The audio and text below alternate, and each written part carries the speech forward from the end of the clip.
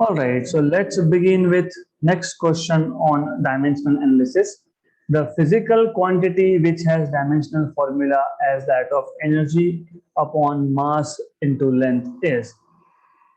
अभी ऐसे क्वेश्चंस को आप कैसे सॉल्व करते हो? ऐसे क्वेश्चन में जो आपको क्वांटिटी दिया है energy upon mass into length, तो क्या करना है ऐसे केसेस में? एनर्जी के डायमेंशंस लिख देना, मास के डायमेंशंस और लेंथ के डायमेंशंस लिख लेना।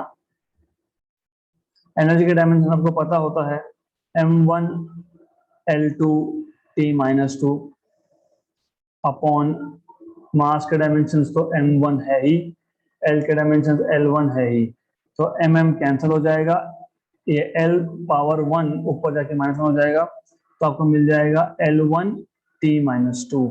आपको याद है l1 t-2 एक्सेलरेशन होता है, but l raised to 1 t-2 are the dimensions of acceleration, are the dimensions of acceleration,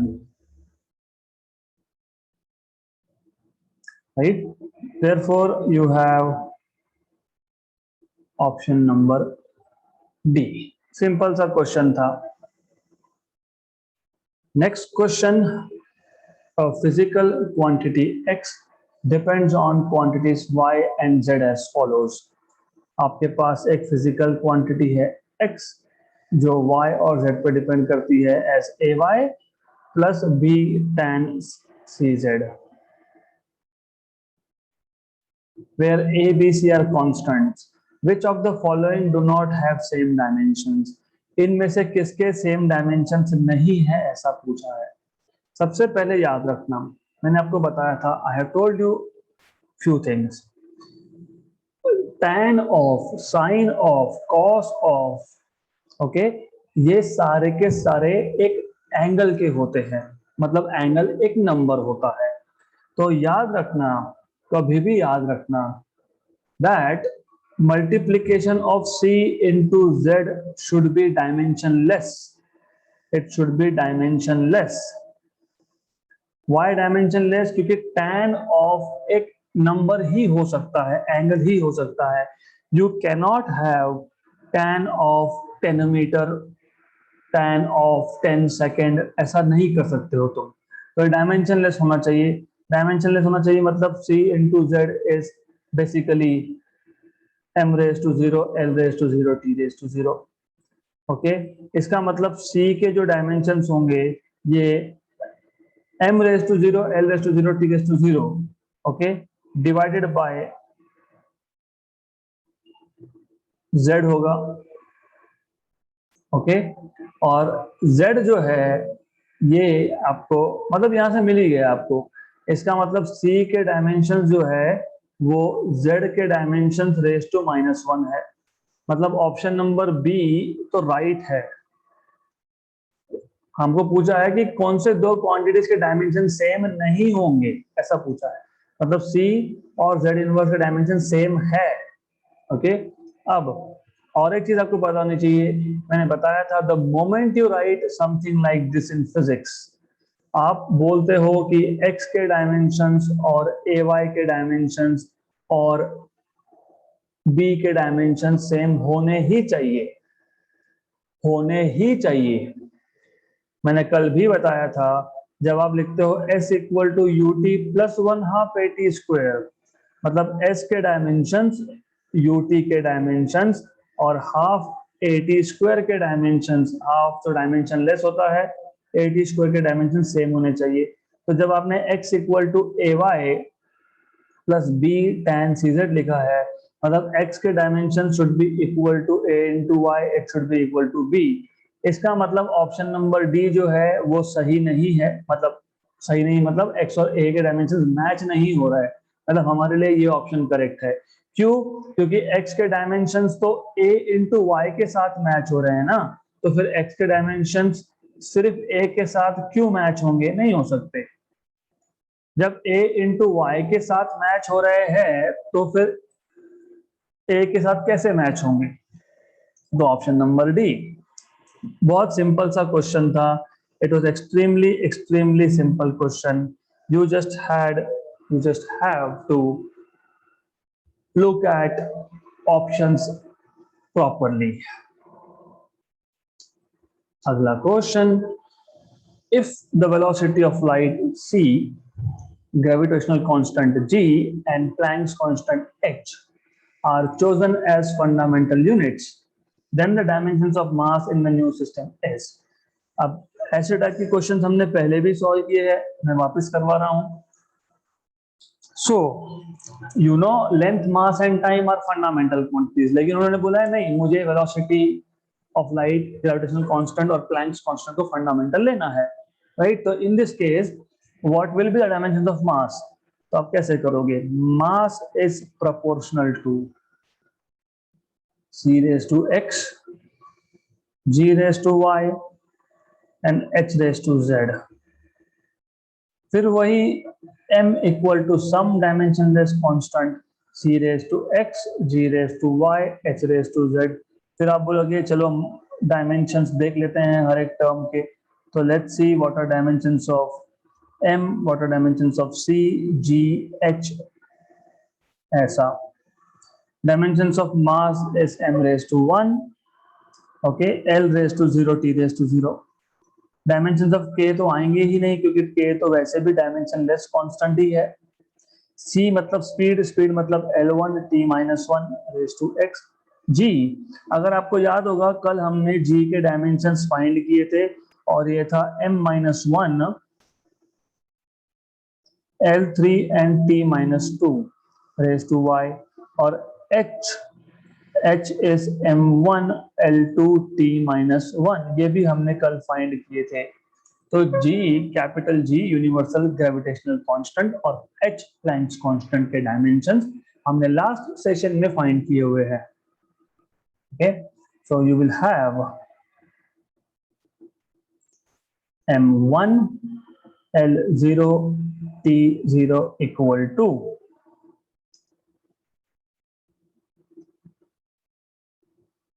l raised to x, t raised to minus x, m raised to minus y, l raised to 3y, t raised to minus 2y, and m raised to z, l raised to 2z, t raised to minus z, right? So matlab you will write this as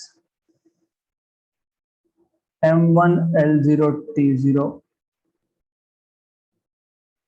l raised to x plus 3y plus 2z, okay,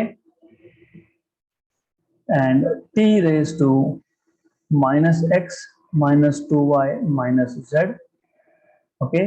तो l हो गया x 3y 2z, t हो गया minus x minus 2y and minus z, and m raised to minus y plus z मतलब z minus y, okay। फिर आप बोलोगे वही चीज वापस से using principle of homogeneity, m का जो पावर है लेफ्ट हैंड साइड पे और राइट हैंड साइड पे इक्वल होना चाहिए, मतलब z इक्वल टू y मिलेगा।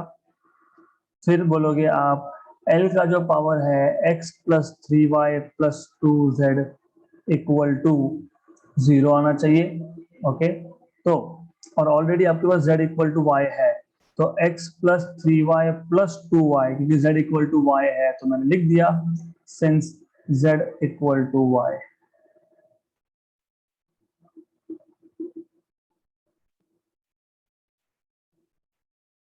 तो ये आपको मिलेगा x plus 5y equal to 0। This is how you are going to do, simple. इसको इक्वेशन नंबर 1 बोल देंगे।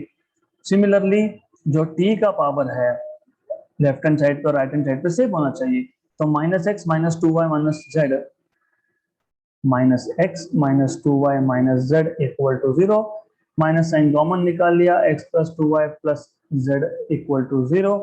तो x plus 2y plus z और z की जगह पे y इक्वल टू 0, तो x plus 3y equal to 0, equation number 2।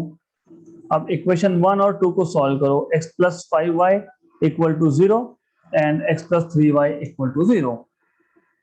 तो इन दोनों को सब्ट्रैक्ट कर लो, माइनस माइनस माइनस, राइट। तो सब्ट्रैक्ट कर लो, you can do it easily, या तो उल्टा भी करोगे तो भी चलेगा, मतलब you can even subtract this equation 2 from equation number 1, doesn't matter, minus minus minus, तो 2y इक्वल टू 0, तो y equal to 0। Oh okay, you have to be careful here. तो क्यों? क्योंकि बहुत बड़ी गड़बड़ हो जाएगी अगर थोड़ा भी गलत हुआ तो you have y equal to 0, but again z equal to y है, तो फिर तो z भी 0 हो गया। ओके, तो something is wrong. So that is why it is important for you to do things properly. Okay, so you will now learn where you can go wrong. तो एक एक स्टेप हमको चेक करना पड़ेगा अब, राइट।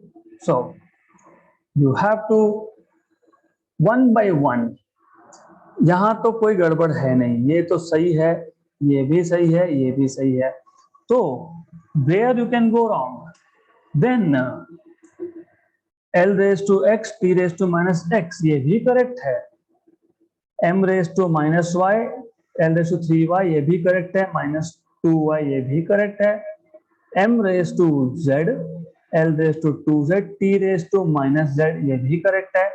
यहाँ पे हमारी एक छोटी सी गलती, very small mistake, okay, can lead to many errors. कहाँ पे हुई गलती ये आइडेंटिफाई करना, it is very important, right. So पहले टर्म में ये कोई गलत नहीं था, this is not wrong also, m raise to z l raise to 2z t raise to minus z ये भी गलत नहीं है। इन सबका पावर देख लो, x plus 3y plus 2z ये भी गलत नहीं है, तो t raise to minus x minus 2y minus z minus x minus 2y minus z ये भी सही है, m raise to z minus y, right. तो something here has went wrong, okay. so what happens when you are rushing up, क्योंकि time कम होता है, this is precisely what goes wrong। m यहाँ पे z माइनस 1 है, यहाँ पे 1 है, हमने जल्दबाजी में इसको 0 लिख दिया था, तो this is something which is important, क्योंकि ये गलत हुआ तो आगे के सारे स्टेप्स गलत हो गए अब।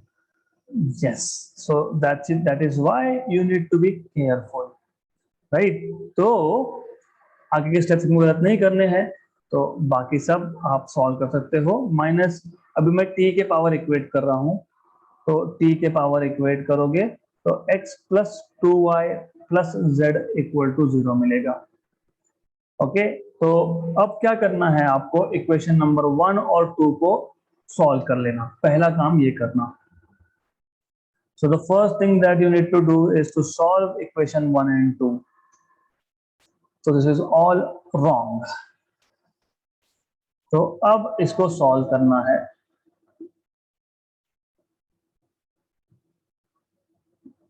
एंड पे अटेंशन, क्योंकि ये बहुत कॉमन मिस्टेक है, माइनस माइनस माइनस, ये 3y minus 2y is y, okay, and 2z minus z is z, तो y plus z is equal to 0, और यहाँ पे z minus 1 y equal to 1, तो इनको सॉल्व करो, तो y equal to minus z, okay, but z minus y equal to 1 था,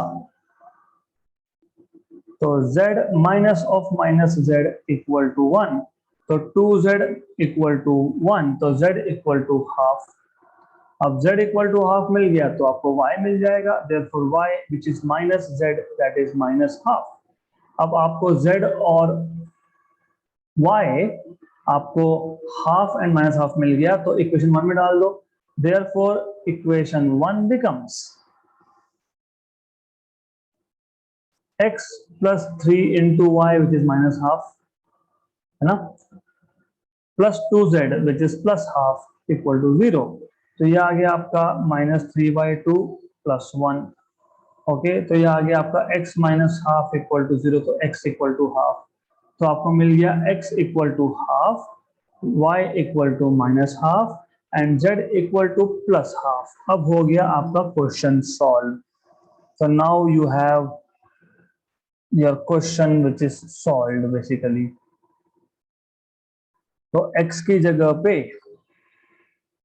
you will be putting, instead of x you will put half, तो ये हाफ आएगा, ये माइनस हाफ आएगा, ये वापस हाफ आएगा, तो half minus half and plus half, के लिखो मत लिखो डजेंट मैटर, तो half minus half and plus half कहाँ दिखता है देख लो, you will find this in option number C. तो a very small mistake can lead to wrong answers.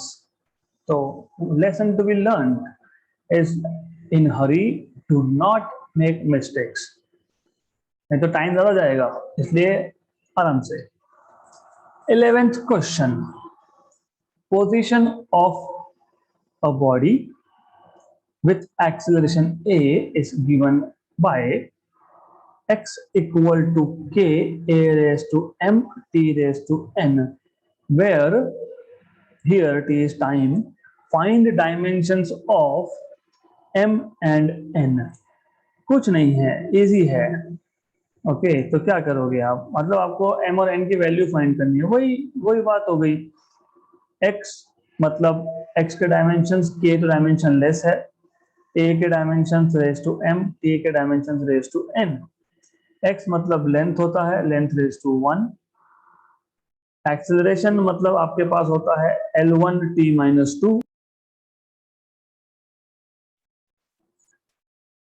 L1 t minus 2 raise to m आएगा acceleration, फिर t जो है वो टाइम है, और टाइम आपके पास आएगा t raise to 1 raise to n, फिर आपके पास आ जाएगा L raise to 1 and of course t raise to 0 है यहाँ पे, तो ये आ जाएगा L raise to m t raise to minus 2m and again this is t raise to n, तो आपको मिल जाएगा what you will get is L1 t0, तो L raise to m t raise to n minus 2m, right. एक बार चाहिए तो check कर लो, because this is something that where you can go wrong. तो वापस से वो है, सीधा सीधा n की वैल्यू 1 आ जाएगी और n minus 2m equal to 0 आ जाएगा, मतलब n is 2 times of m, मतलब 2 इंटू 1 इज 2, तो m1 n2 option number B. Next question, the radius of a sphere is 5.3 plus minus 0.1 centimeter, the percentage in its volume is, मैंने आपको बताया था कि जब 5.3 प्लस माइनस 1 0.1 सेंटीमीटर ऐसा लिखा होता है, ये रेडियस है, मतलब एक्चुअल मीन वैल्यू मतलब r इज 5.3 और delta r error in the measurement is this value. तो ये इंपॉर्टेंट है, जब 5.3 प्लस माइनस 0.1 लिखा है मतलब r 5.3 है और डेल्टा r 0.1 है।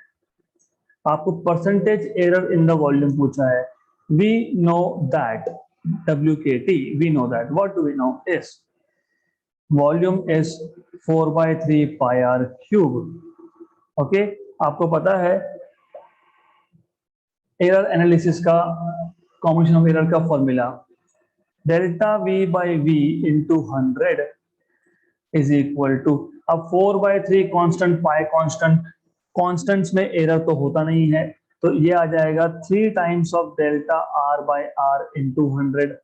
अगर आपको याद है एरर एनालिसिस के फॉर्मूलाज, तो you should remember z equal to a raise to n होगा, तो delta z by z into 100 is n into delta a by a into 100, ऐसा आता है वो। तो वही मैंने अप्लाई किया है यहाँ पे, that's what I have done. तो 3 इंटू डेल्टा आर ये 0.1 है, आर ये 5.3 है इंटू 100, तो 3 into 0.1 by 5.3 into 100, option number B में दिख रहा है ऐसा, तो this is option number B. तो क्वेश्चंस का लेवल बहुत सिंपल है. Don't worry, from next lecture I am going to increase level of questions. अगला question, question number 13. In an experiment, the following observations were recorded. Length was 2.820 meter. Mass was 3.00 kilogram. Okay, and small l is 0.087 centimeter. Diameter d is 0.041 centimeter. Value of g, which is constant, it is 9.81 meter per second square. ये constant है. देखो मैंने ये question शायद पहले भी लिया है, मैं आपको बता रहा हूँ.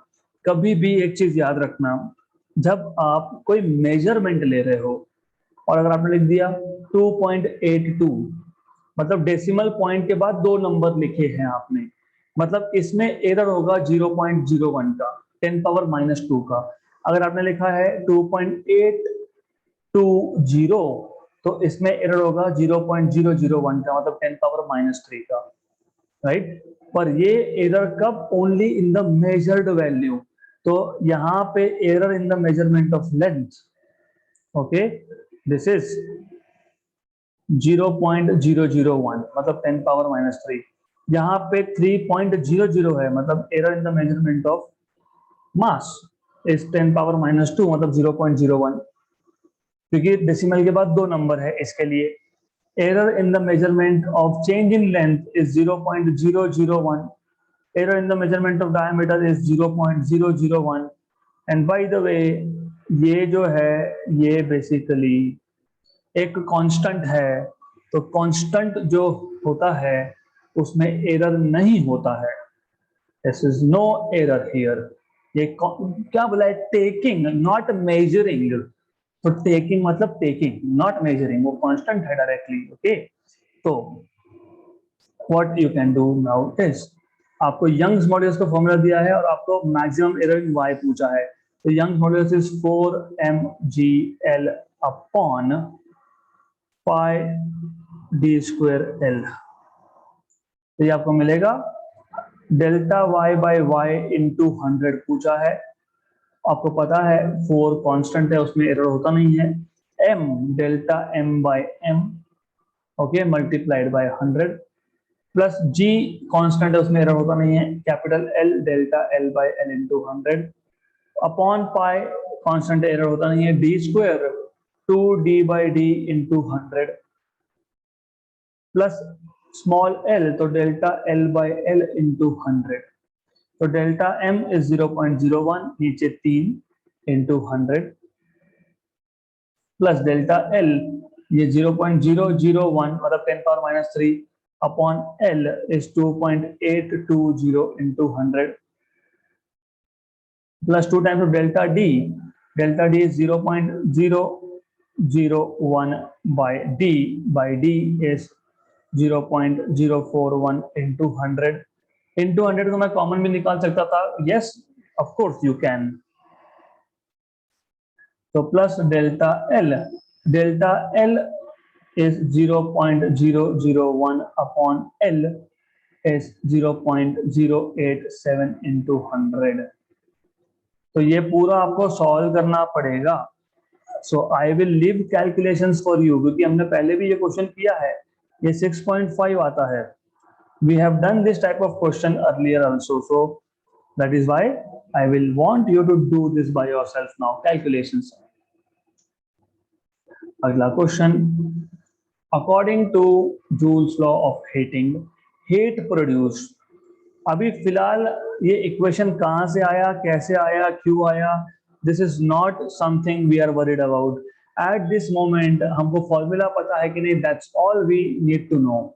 तो according to Joule's law of heating, heat produce H is current square into resistance into time, where I is current, R is resistance, T is time. If the errors in measurement of I, R and T are 3, 4 and 6%, मतलब delta I by I into 100 ये 3% है.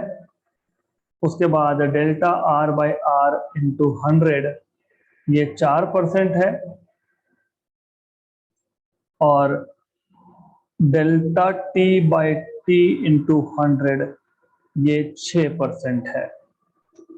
Okay, तो आपको पूछा है what is percentage error in the measurement of H. तो delta H by H into 100 ये आपको मिल जाएगा 2 times of delta I by I into 100 plus delta R by R into 100 plus delta T by T into 100। तो as I told you कि ये जो topic है, अभी बात ऐसी है कि ये पहला ही चैप्टर है 11th का, लेकिन इसमें बहुत सारे इक्वेशंस ऐसे हैं जो 12th में सीखेंगे हम। इसलिए eight this point of time सिर्फ इक्वेशंस, ये इक्वेशन है बस, इतना आपको पता होना चाहिए, और हमने जो 11 में सीखा है वही अप्लाई करना है। एडवांटेज इज कि 12th आने से पहले ही आप 1 2 बार 3 बार इक्वेशंस के थ्रू जाओगे तो बाद में याद रहेगा। तो 2 times of delta I bye into 100, so this is 2 into 3%, plus delta r by r is 4%, plus delta t by t is 6%। तो ये आ जाएगा 2 into 3 6 plus 4 plus 6 16%। तो maximum possible error is 16%। Option number B, right? This is how you are supposed to solve. Next question. Number of particles is given by minus d n2 minus n1 upon x2 minus x1 crossing a unit area perpendicular to x-axis in unit time। मतलब आपके पास एक area है, unit area है, unit area मतलब area की value 1। तो आपके पास एक 1 मीटर स्क्वायर का एरिया है,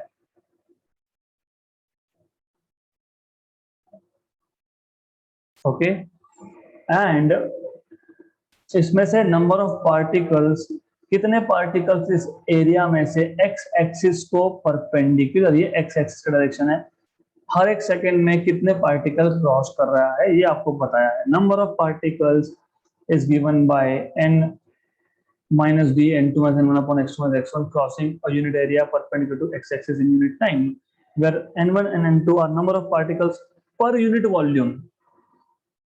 n1 और n2 ये number of particles per unit volume है, okay okay. For the values of x mean to x2 to x1 find dimensions of d called as diffusion coefficient। तो question जानबूझ के इतना difficult करके रखा है जो इन रियलिटी डिफिकल्ट नहीं है, सिर्फ आपको ऐसा है डिफ्यूजन कोएफिशिएंट d, इसके डायमेंशन निकालने हैं।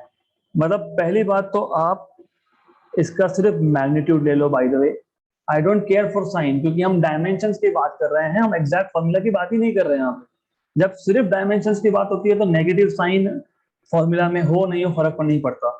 तो magnitude wise, when I say magnitude wise मतलब mod value, absolute value neglecting negative sign, n equal to d n2 minus n1 upon x2 minus x1। तो d is equal to n into x2 minus x1 upon n2 minus n1। Okay, now you need to be very specific here। ये जो आपको बोला है n, ये आपको क्या बोला है, अच्छे से पढ़ोगे, it is number of particles per unit area. मतलब ये जो n है, this n is number of particles per unit area per unit time, क्योंकि इन यूनिट टाइम बोला है ना, राइट। इसका मतलब this is number upon area into time, ऐसा बताया है आपको। Number going through area per unit time. इसके डायमेंशंस की बात करोगे तो नंबर होता है, नंबर के डायमेंशंस होते नहीं है। अपॉन एरिया के डायमेंशंस, एरिया के डायमेंशंस इनटू टाइम के डायमेंशंस। एरिया के डायमेंशंस l/2, टाइम के t/1, तो ये डायमेंशंस ऊपर जाएंगे तो ये आ जाएगा l-2 t-1। ये आ गया आपके नंबर n के डायमेंशंस। सिमिलरली x2 और x1 ये पोजीशन है, तो x2 और x1 पोजीशन है, और आपको पता है कि अगर दोनों के डायमेंशन सेम होंगे तो ही सब्ट्रैक्ट होगा। तो what is 5 metre minus 2 metre 3 metre, मतलब some metre minus some metre equal to metre. तो x2 के डायमेंशंस, x1 के डायमेंशंस या x2 माइनस x1 के डायमेंशंस ये सेम ही आने वाला है, ये लेंथ रेज टू 1 ही आने वाला है। अभी n1 और n2 के बारे में क्या बोला है, ये बोला है कि number of particles per unit volume है, मतलब n2 हो या n1 हो या n2 माइनस n1 हो, ये number is just a number पर यूनिट वॉल्यूम, मतलब 1 अपॉन वॉल्यूम है। ये वॉल्यूम क्या होता है, L raise to 3। Okay, so therefore you will have n2 minus n1 as L raised to minus 3, ऐसा आएगा। तो आपके पास आपको निकालने थे d के डायमेंशंस, डिफ्यूजन कोएफिशिएंट के डायमेंशंस आपको निकालने थे। तो डिफ्यूजन कोएफिशिएंट के डायमेंशंस मतलब n के डायमेंशंस, x2 माइनस x1 के डायमेंशंस और n2 माइनस n1 के डायमेंशंस। n के डायमेंशंस आपने निकाले, आपने फाइंड किए, वो थे L minus 2 t minus 1। x2 minus x1 था L रेज टू 1 और n2 माइनस n1 था as you see L raise to minus 3। ये L रेज टू माइनस 3 ऊपर जाएगा, तो देखो 1 माइनस 2 इज माइनस 1 और माइनस 1 प्लस 3 इज 2, तो L raise to 2 t raise to minus 1। ये आपके पास आना चाहिए डिफ्यूजन कोएफिशिएंट के dimensions, L2 and t minus 1, option number D. Simple. Diffusion coefficient क्या होता है, हमें कुछ लेना देना एट दिस स्टेज वी, हमको नहीं भी पता होगा कि डिफ्यूजन कोएफिशिएंट क्या होता है, तो that is okay. At this stage you just need to know, हाँ ये फॉर्मूला है, n2 के ये डायमेंशंस है, n के ये डायमेंशंस है, x2 x1 की ये डायमेंशंस है, तो d के डायमेंशंस हम ढूंढ लेंगे। So at this point of time this is all you need to know, right. तो बहुत सिंपल सा तरीका था, extremely easy thing. Next and the last question for the day, the surface tension of liquid is 79 per centimeter इन MKS system, its value is, मैंने बताया था आपको surface tension is force per unit length. Okay, हमको जरूरत नहीं है उसकी। अब इसके दो मेथड से सॉल्व करने के लिए, अब तक मैं आपको डायमेंशन से ही बताते आया हूं, अगर आपको याद होगा सरफेस टेंशन के डायमेंशंस मतलब फोर्स के डायमेंशंस और लेंथ के डायमेंशंस। फोर्स के डायमेंशंस थे m1 L1 t-2 और लेंथ के डायमेंशंस थे L1। तो सरफेस टेंशन के डायमेंशंस आएंगे m1 t-2। दो मेथड थे, दो, इफ यू रिमेंबर, आपको याद होगा मैंने बताया था n into you is constant, ये मेथड 1 है। तो n1 u1 equal to n2 u2, where 1 मतलब SI system and MKS system and 2 मतलब CGS सिस्टम। ओके, तो n1 फाइंड करना है, क्योंकि उन्होंने बोला है कि MKS सिस्टम में कितना आएगा, अगर CGS में 70 तो MKS में कितना। तो ये आप लिखोगे n2 u2 by u1। n2 की वैल्यू आपको बोली है 70, u2 मतलब CGS सिस्टम के डायमेंशंस क्या थे, m1 t-2, लेकिन 2 मतलब CGS सिस्टम 1 मतलब MKS। ओके, तो यहाँ पे m11 t1 raise to -2। Okay, तो ये आप लिख सकते हो m2 by m1 raise to 1, t2 by t1 raise to -2। अब आपको पता है CGS सिस्टम में मास होता है ग्राम में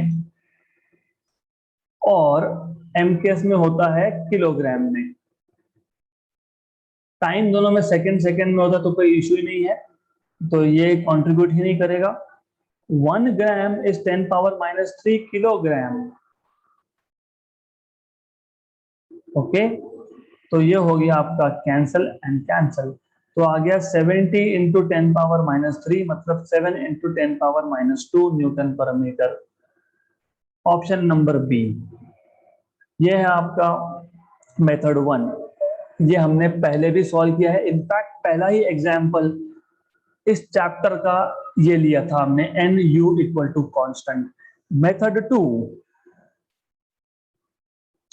now I want you to start using tricks and simple methods. तो अभी this is the right time to do that. आपको बोला है सरफेस टेंशन है 70 डाइन पर सेंटीमीटर, ऐसा बोला है सीजीएस ने। आपको पूछा है कि एमकेएस में कितना, 19 मतलब कितना होता है 10⁻⁵ न्यूटन। 1 सेंटीमीटर मतलब कितना होता है 10⁻² metre. Therefore S equal to 70, dyne को लिख लो न्यूटन में, सेंटीमीटर को लिख लो मीटर में। तो ये आ गया आपके पास 70 इंटू 10⁻⁵ इंटू 10⁻+2 मतलब 70 इंटू 10⁻³ मतलब 7 इंटू 10⁻²। आ गया न्यूटन पर मीटर। तो ये मेथड ज्यादा इजी है, क्यों मैं बार बार डायमेंशन एनालिसिस करूं। तो this is a process which initially is slow. तो आपको पहले डायमेंशन से सीखना है, फिर धीरे धीरे आप इतना कंफर्टेबल हो जाओगे कि यूनिट्स ऑलरेडी देख के खत्म। मैं तो you will start doing this within next 1 month. 70 dyne per centimetre, अरे डाइन 10⁻⁵ न्यूटन होता है, सेंटीमीटर 10⁻² होता है, ऊपर 10⁻⁵ नीचे 10⁻²। 10⁻² ऊपर गया तो 10⁻⁵ इंटू 10⁻+2 मतलब 10⁻³ और यहाँ 70 था, तो 70 का भी एक जीरो 10⁻³ के साथ एडजस्ट कर दो, 7 into 10⁻²। This is how you are suppose to solve this particular question, right. ऐसा सॉल्व करना है। Okay, so that is end of today's session.